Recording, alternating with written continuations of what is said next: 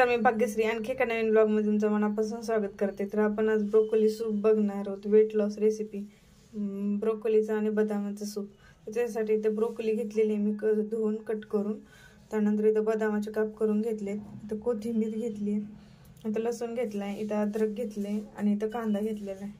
तर आता प्रोसिजर करूया त्याची। तर ते एक पातेले घेतले, त्यामध्ये मी तेल टाकलेले, त्यामध्ये आता लसूण टाकून घेते।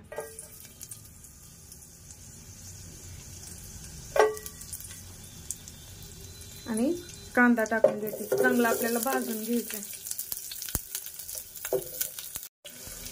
कांदा लसूण भाजून घेतलं, त्यानंतर याच्यामध्ये ब्रोकोली आणि ते बदामाचे काप केलेले आहेत ते टाकून घ्यायचे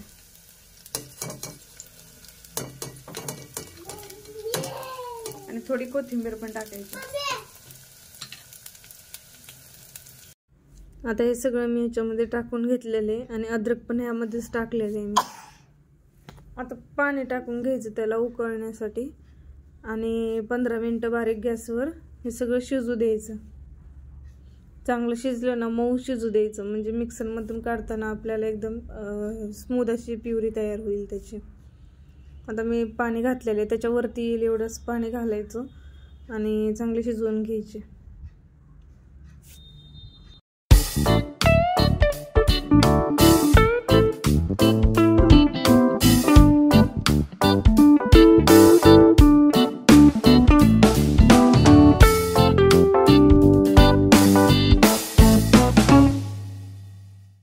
आणि ह्याच्यामध्ये मीठ पण टाकून घेतलेले मी, चवीनुसार मीठ टाकून घ्यायचं।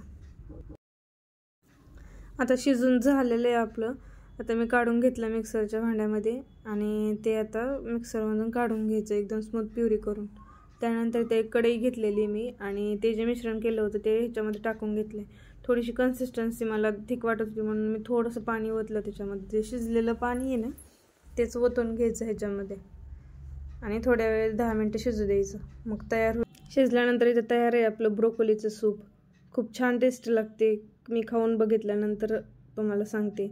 आणि तुम्हाला पण करायचं असेल तर असंच माझ्या पद्धतीने करा, खूप छान होते रेसिपी। कसं झालं तेही नक्की मला कमेंटमध्ये सांगा। चॅनलवर नवीन असेल तर सबस्क्राईब करायला विसरू नका। भेटूया आपण नवीन ब्लॉगमध्ये, तोपर्यंत बाय।